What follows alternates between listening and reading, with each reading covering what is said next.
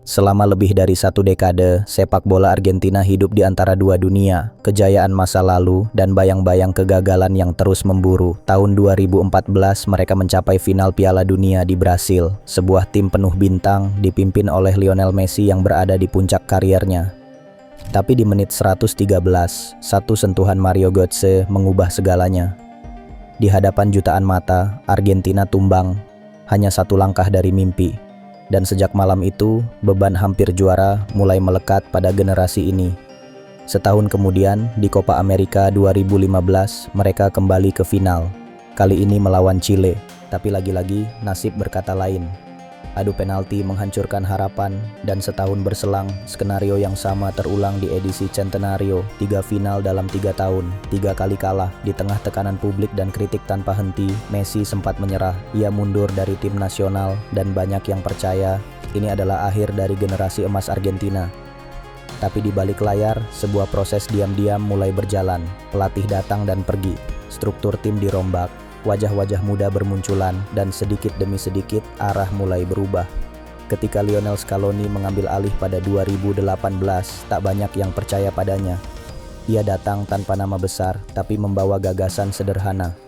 Membangun tim yang bersatu, bukan tim yang bergantung pada satu bintang. Dari situ, perjalanan baru dimulai. Copa America 2021 di Brasil menjadi titik balik. Argentina mengangkat trofi pertamanya dalam hampir 3 dekade di tanah rival terbesar mereka. Dari situ, momentum tak pernah berhenti. Piala Dunia 2022 menjadi puncak dari perjalanan panjang itu. Dari luka, jadi kebanggaan. Tapi kisahnya belum selesai. 2 tahun kemudian, mereka menegaskan kembali dominasinya dengan menjuarai Copa America 2024. Dan di tahun 2025, Argentina berdiri sebagai simbol keteguhan, tim yang jatuh berkali-kali tapi selalu bangkit dengan cara yang lebih kuat. Ini bukan hanya cerita tentang kemenangan, ini tentang bagaimana kegagalan bisa membentuk karakter, tentang tim yang menolak menyerah, dan tentang seorang kapten yang tak pernah berhenti percaya bahwa waktunya akan tiba. Inilah perjalanan Argentina dari 2014 hingga 2025, kisah tentang bagaimana sebuah generasi berubah dari yang paling diragukan menjadi yang paling dihormati di dunia.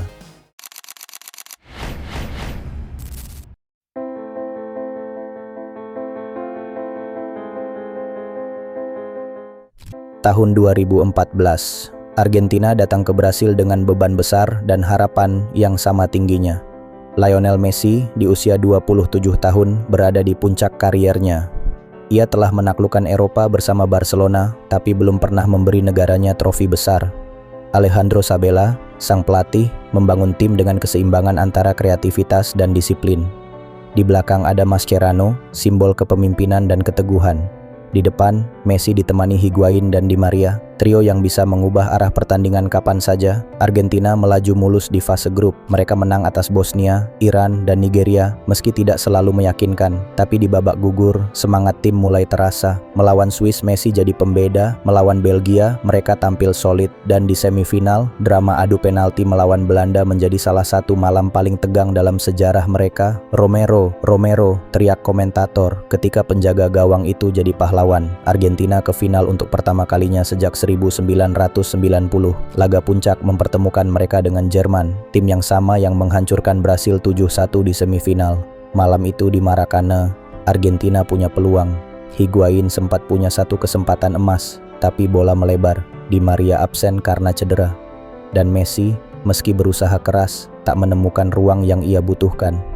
Menit 113, umpan silang Schürrle, kontrol dada Götze, dan satu tembakan ke pojok gawang. Dunia seakan berhenti. Argentina kalah 0-1. Para pemain terdiam, menatap kosong ke rumput. Messi berjalan melewati trofi tanpa menatapnya. Ia dinobatkan sebagai pemain terbaik turnamen, tapi wajahnya tak menunjukkan kebanggaan, hanya kehampaan.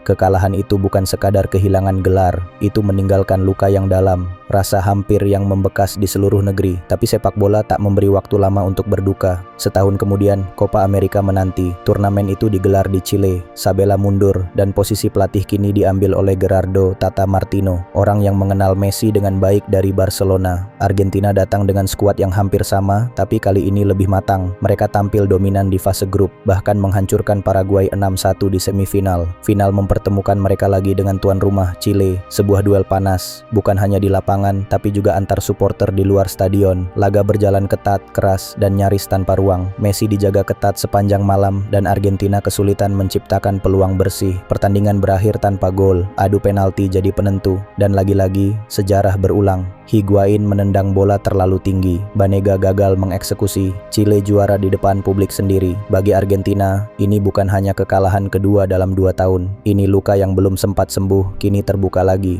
Publik mulai kehilangan kesabaran. Media lokal menulis headline yang sama. Messi hebat di Barcelona, tapi tak bisa di Argentina. Tekanan itu berat, bahkan untuk pemain terbaik di dunia. Tapi meski diserang dari segala arah, Messi tetap diam. Ia kembali ke lapangan, mencoba lagi. Tahun 2015 berakhir tanpa gelar. Tapi di balik rasa kecewa itu, muncul rasa lapar baru. Karena bagi tim ini, gagal sudah bukan hal baru. Yang mereka butuh hanyalah satu alasan untuk bangkit lagi. Tahun 2016 menjadi titik terendah bagi sepak bola Argentina modern.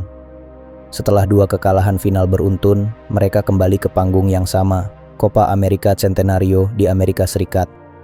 Kali ini, Argentina tampil meyakinkan sejak awal. Mereka mengalahkan Panama, Bolivia, dan menghancurkan Amerika Serikat 4-0 di semifinal. Messi mencetak gol dari tendangan bebas yang indah dan melewati rekor Batistuta sebagai pencetak gol terbanyak tim nasional. Tapi sejarah seolah punya kebiasaan buruk pada mereka. Di final, lawan yang sama menanti, Chile. Pertandingan berlangsung keras, bahkan 2 kartu merah keluar di babak pertama. Argentina bermain lebih agresif, tapi Chile bertahan mati-matian. Setelah 120 menit tanpa gol, laga harus ditentukan lewat adu penalti. Messi maju sebagai eksekutor pertama, bola melambung tinggi di atas mistar. Ia menunduk, menutup wajahnya dengan kedua tangan, dan tak lama kemudian menangis di lorong stadion. Argentina kembali kalah, dan di malam itu, Lionel Messi membuat keputusan yang mengguncang dunia. Ia mundur dari tim nasional. "Saya sudah mencoba segalanya," katanya dengan suara serak. "Tapi rasanya ini bukan untuk saya." Kalimat itu jadi headline di seluruh dunia. Argentina berduka dan publik terpecah antara kecewa dan iba. Beberapa hari kemudian, di Buenos Aires, ribuan orang turun ke jalan membawa spanduk bertuliskan, "Messi, jangan pergi." Dukungan itu akhirnya mengubah segalanya. Messi kembali, tapi situasi tim sudah kacau. Pelatih berganti-ganti. Martino mundur, digantikan oleh Edgardo Bauza, lalu Jorge Sampaoli. Tidak ada kestabilan, tidak ada arah yang jelas. Argentina kesulitan di kualifikasi Piala Dunia 2018. Mereka hanya menang sekali dalam 6 pertandingan awal. Kritik datang dari semua sisi. Para pemain disebut kehilangan semangat dan media menyebut tim ini generasi gagal. Menjelang akhir 2017, Argentina berada di ambang bencana. 1 pertandingan tersisa dan posisi mereka di klasemen sementara membuat peluang lolos tipis. Laga terakhir digelar di Quito, Ekuador, di ketinggian lebih dari 2000 meter di atas laut, sebuah tempat yang sering menjadi mimpi buruk bagi tim tamu. Argentina tertinggal 0-1 di menit pertama. Tapi malam itu, Lionel Messi memutuskan bahwa sejarah tidak akan berulang. Ia mencetak 3 gol, hat-trick sempurna, di laga yang menentukan masa depan timnya. Gol demi gol datang dari kaki yang sama, tapi dengan makna yang berbeda. Gol pertama mengembalikan harapan, gol kedua memberi keyakinan, dan gol ketiga memastikan satu hal, Argentina tetap hidup. Saat peluit akhir berbunyi, Messi menatap ke langit. Ia tidak berteriak, tidak berlari, hanya menatap ke atas dan menutup wajah dengan kedua tangannya. Setelah semua yang ia lewati, malam itu bukan tentang pembuktian, tapi tentang bertahan. Argentina lolos ke Piala Dunia 2018 dengan cara paling berat yang bisa dibayangkan. Tapi di balik kemenangan itu masih ada tanda tanya besar. Tim ini mungkin selamat, tapi apakah mereka benar-benar siap untuk masa depan?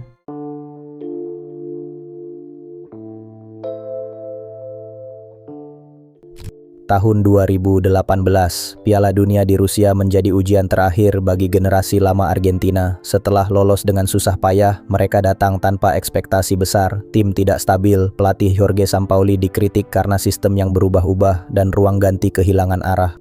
Di fase grup, Argentina nyaris tersingkir. Mereka kalah telak dari Kroasia, imbang melawan Islandia, dan hanya menang tipis atas Nigeria di laga terakhir. Di babak 16 besar, mereka bertemu Prancis, tim muda penuh energi yang akhirnya menjadi juara dunia. Argentina kalah 4-3. Laga itu seperti cermin yang jujur. Tim ini sudah tidak lagi menakutkan dan dunia tahu mereka butuh perubahan besar. Setelah kekalahan itu, Jorge Sampaoli dipecat. Untuk pertama kalinya dalam bertahun-tahun, Argentina tidak tahu harus mulai dari mana. Di tengah kekacauan itu, federasi menunjuk sosok tak terduga sebagai pelatih sementara, Lionel Scaloni. Bagi banyak orang, nama Scaloni terdengar asing. Ia bukan legenda besar, bukan pelatih berpengalaman, bahkan sebelumnya hanya menjadi asisten di staf kepelatihan. Namun justru dari ketenangan itulah perubahan dimulai. Scaloni datang tanpa beban, tanpa janji muluk. Ia tidak bicara soal taktik besar, tapi soal hal-hal sederhana. Kerja keras, rasa hormat, dan kebersamaan. Di bawahnya, Argentina mulai berubah perlahan. Pemain-pemain lama seperti Mascherano dan Biglia mundur. Wajah-wajah baru bermunculan, Lautaro Martinez, Rodrigo De Paul, Leandro Paredes, dan Nicolas Tagliafico. Messi sempat absen sementara setelah Piala Dunia, memberi ruang bagi regenerasi untuk tumbuh. Scaloni memanfaatkan momen itu untuk menata ulang fondasi tim, menyingkirkan pola lama, membangun ulang struktur permainan dari nol.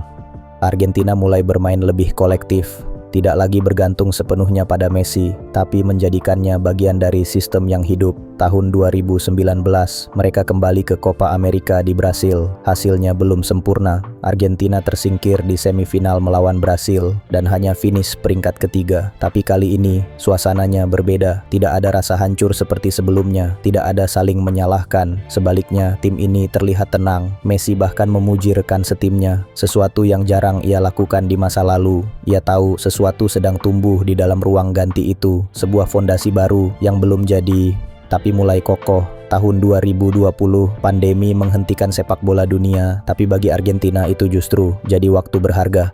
Scaloni punya kesempatan memperkuat konsepnya, mematangkan sistem, dan mempererat hubungan antar pemain. Mereka bukan lagi sekadar tim nasional, mereka menjadi kelompok yang percaya satu sama lain. Dari luar mungkin terlihat biasa saja, tapi bagi mereka yang berada di dalamnya, inilah awal dari sesuatu yang besar. Sebuah generasi baru mulai terbentuk. Mereka lebih muda, lebih rendah hati, dan lebih lapar akan kemenangan. Dan di tengah proses itu, Lionel Messi menemukan sesuatu yang selama ini hilang. Ia tidak lagi sendirian. Setelah bertahun-tahun gagal, setelah puluhan headline yang menyebut kata dekat tapi tak cukup, Argentina akhirnya sampai di titik baliknya. Tahun 2021, Copa America digelar di Brasil, negeri yang dulu menjadi saksi luka terdalam mereka pada 2014. Kali ini, suasananya berbeda sejak awal. Tidak ada tekanan besar, tidak ada janji berlebihan. Tim ini datang dengan keyakinan yang tenang. Lionel Scaloni sudah mengubah banyak hal. Ia menemukan keseimbangan antara pengalaman dan darah muda. Di lini tengah ada De Paul dan Lo Celso. Di depan ada Lautaro Martinez. Sementara di belakang, Emiliano Martinez menjadi penjaga baru yang penuh percaya diri. Argentina memulai turnamen dengan hati-hati. Mereka tidak menakjubkan, tapi efisien. Kemenangan demi kemenangan datang perlahan, bukan karena keajaiban individu, tapi karena kerjasama. Messi, yang dulu sering dipaksa menanggung beban sendirian, kini terlihat berbeda. Ia tersenyum lebih sering, memeluk rekan-rekannya lebih lama, dan untuk pertama kalinya dalam karirnya, terlihat benar-benar bahagia di tim nasional. Di semifinal melawan Kolombia, laga berakhir imbang dan harus ditentukan lewat adu penalti. Emiliano Martinez jadi pahlawan. Dengan gaya yang percaya diri, bahkan sedikit provokatif, ia menggagalkan 3 penalti Kolombia dan membawa Argentina ke final. Dan di final, takdir membawa mereka ke tempat yang sangat simbolis, Maracana.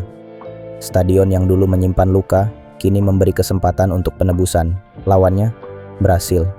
Malam itu di Rio de Janeiro, Argentina bermain dengan hati-hati tapi disiplin. Mereka tidak dominan, tapi tahu kapan harus bertahan dan kapan harus menyerang. Di menit ke-22, Angel Di Maria memecah kebuntuan. Satu sentuhan cerdas di atas kiper Ederson dan bola perlahan masuk ke gawang. 1-0. Gol itu mengubah segalanya. Brasil terus menekan, tapi Argentina bertahan dengan jiwa. Peluit akhir berbunyi, dan untuk pertama kalinya dalam 28 tahun, Argentina juara Copa America. Para pemain berlari ke lapangan. Messi terjatuh ke tanah sambil tertawa tertawa dan menangis dalam waktu bersamaan. Ia akhirnya mendapatkan trofi yang selama ini menghindarinya. Tapi kemenangan ini bukan hanya tentang Messi. Ini tentang tim yang tumbuh bersama dan tentang pelatih yang memimpin tanpa sorotan besar, tapi dengan keyakinan sederhana. Lionel Scaloni berhasil melakukan sesuatu yang tidak bisa dilakukan pelatih sebelumnya, membuat Argentina kembali percaya diri. Tahun 2022 menjadi kelanjutan dari kebangkitan itu. Argentina tampil konsisten di babak kualifikasi Piala Dunia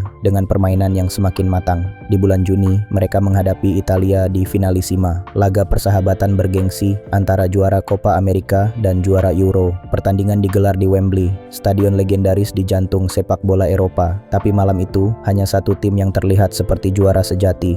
Argentina tampil dominan sejak menit awal. Gol Lautaro Martinez membuka keunggulan, disusul Angel Di Maria dengan penyelesaian yang elegan, dan ditutup Paulo Dybala di akhir laga. Skor akhir 3-0. Italia tak berdaya dan Argentina bermain dengan rasa percaya diri yang nyaris sempurna. Setelah bertahun-tahun dihantui kegagalan, kini mereka tampil seperti tim yang tahu siapa diri mereka. Messi bermain bebas, De Paul berlari tanpa henti, lini belakang solid, dan Scaloni berdiri di tepi lapangan dengan ekspresi tenang. Itu bukan sekadar kemenangan, itu pernyataan. Dunia mulai sadar, Argentina bukan lagi tim yang rapuh. Mereka bukan lagi cerita tentang hampir juara. Mereka adalah tim yang matang, yang bersatu, dan siap menghadapi panggung terbesar lagi, Piala Dunia 2022. Tapi sebelum sampai ke sana, satu hal sudah jelas. Argentina akhirnya kembali menjadi tim yang ditakuti.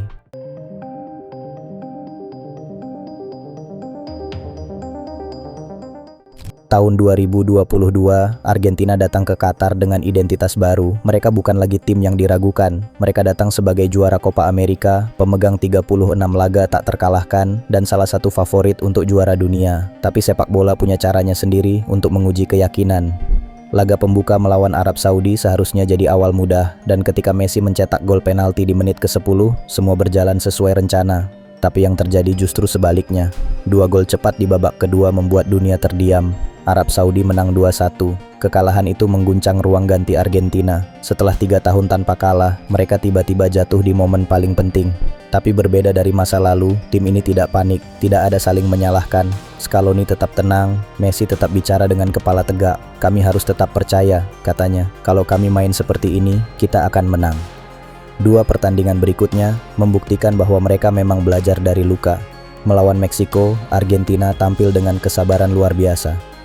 Skor masih 0-0 hingga menit ke-64 sebelum Messi melepaskan tembakan datar dari luar kotak penalti. Gol itu bukan hanya pembuka kemenangan tapi juga penyulut kepercayaan. Enzo Fernandez menambah 1 gol lagi dan Argentina menang 2-0. Di laga terakhir grup, mereka mengalahkan Polandia dengan skor yang sama, solid, efektif, dan percaya diri. Argentina lolos ke babak 16 besar sebagai juara grup. Lawan berikutnya adalah Australia, tim yang mungkin tidak diperhitungkan tapi punya semangat luar biasa. Messi membuka skor lewat gol khasnya, tenang, presisi, dan berkelas. Gol itu adalah gol ke-9 di Piala Dunia, menyamai rekor Batistuta. Alvarez menambah gol kedua, dan meski Australia sempat memperkecil skor, Argentina melaju ke perempat final. Di babak itu, mereka bertemu Belanda. Pertandingan yang awalnya tak terlalu panas, berubah menjadi perang emosi. Argentina unggul 2 gol, Messi dengan assist brilian untuk Molina, lalu gol penalti yang ia cetak sendiri, tapi Belanda menolak menyerah. Dalam 10 menit terakhir mereka menyamakan kedudukan lewat 2 gol Wout Weghorst. Gol kedua bahkan lahir dari situasi tendangan bebas cerdik di menit ke-100. Pertandingan harus dilanjutkan ke perpanjangan waktu, lalu adu penalti. Emiliano Martinez kembali menjadi tembok. Ia menepis 2 penalti Belanda dan Lautaro Martinez menutupnya dengan eksekusi penentu. Argentina melaju ke semifinal. Lawan berikutnya adalah Kroasia, tim yang menyingkirkan Brasil lewat adu penalti. Tapi kali ini Argentina tampil sempurna. Messi mencetak gol penalti, lalu 2 gol Julian Alvarez memastikan kemenangan 3-0. Tapi yang paling berkesan bukan skor, melainkan momen ketika Messi mempermainkan Joško Gvardiol, bek muda terbaik turnamen, di sisi kanan lapangan. Ia menari di garis tepi, menunggu waktu yang tepat, lalu memberi umpan matang untuk Alvarez. Itu bukan hanya assist, tapi pernyataan. Bahkan di usia 35 tahun, Messi masih yang terbaik di dunia. Dan begitu saja Argentina kembali ke final Piala Dunia. 8 tahun setelah malam kelam di Maracana, mereka mendapat kesempatan kedua. Lawan mereka kali ini, Prancis, juara bertahan, tim muda penuh bakat dengan Kylian Mbappe sebagai bintang utama. 18 Desember 2022, Stadion Lusail, tempat yang akan dikenang selamanya. Argentina memulai dengan intensitas luar biasa. Mereka menekan sejak menit pertama, memenangkan duel, dan menguasai bola. Di menit ke-23, Di Maria dijatuhkan di kotak penalti. Messi maju sebagai eksekutor dan tanpa ragu menaklukkan Hugo Lloris 1-0. Argentina tidak berhenti, serangan balik cepat di menit ke-36 menghasilkan gol kedua, dan Di Maria menuntaskannya dengan sentuhan lembut 2-0. Babak pertama milik Argentina sepenuhnya, tapi di babak kedua, segalanya berubah dalam hitungan menit. Prancis yang sebelumnya tampak hilang, tiba-tiba bangkit lewat sosok Mbappe, penalti di menit ke-80, lalu gol voli indah 1 menit kemudian, 2 gol dalam 97 detik, dan final kembali hidup. Skor 2-2 bertahan hingga waktu normal berakhir. Di perpanjangan waktu, Argentina kembali unggul. Bola liar di kotak penalti disambar Messi, 3-2. Tapi lagi-lagi, drama belum selesai. Handball Montiel membuat Prancis dapat penalti kedua, dan Mbappe mencetak hat-trick, 3-3. Pertandingan ini berubah jadi kisah yang seolah ditulis oleh takdir itu sendiri. Dua legenda generasi berbeda, Messi dan Mbappe, berduel di panggung terbesar. Laga berakhir lewat adu penalti. Emiliano Martinez kembali jadi pahlawan. Ia menepis tendangan Kingsley Coman dan menggoyahkan mental lawan berikutnya. Montiel, pemain yang sempat membuat penalti Prancis, kini maju sebagai penentu. 1 langkah, 1 tembakan, 1 negara yang berhenti bernapas. Gol. Argentina juara dunia. Messi berdiri di tengah lapangan Lusail, menatap ke langit dengan senyum tenang. Ia memeluk rekan-rekannya satu persatu, menutup matanya ketika trofi itu akhirnya berada di tangannya. Dunia menyaksikan sesuatu yang lebih dari sekadar kemenangan. Ini adalah akhir dari perjalanan panjang. Dari luka di 2014, dari air mata di 2016, dari tekanan yang tak pernah berhenti, hingga akhirnya di Qatar semuanya terbayar. Lionel Messi mengangkat trofi Piala Dunia. Dan untuk jutaan orang di Argentina, waktu seolah berhenti. Mereka tidak hanya melihat seorang pemain, tapi simbol dari ketekunan dan keyakinan. Dan bagi Messi, ini adalah bukti bahwa cerita yang sempurna memang butuh waktu. Malam itu, di bawah cahaya Lusail, Argentina menutup bab paling indah dalam sejarah sepak bola mereka dengan satu kata, juara. Setelah malam Lusail 2022, dunia sepak bola berubah. Argentina, yang dulu dicemooh karena kegagalan, kini jadi tolok ukur keberhasilan. Lionel Messi akhirnya punya segalanya. Tapi lebih dari sekadar gelar, ia menemukan sesuatu yang jauh lebih dalam, kedamaian. Tahun 2023, Argentina kembali ke lapangan bukan sebagai pencari pembuktian, tapi sebagai juara dunia yang penuh keyakinan.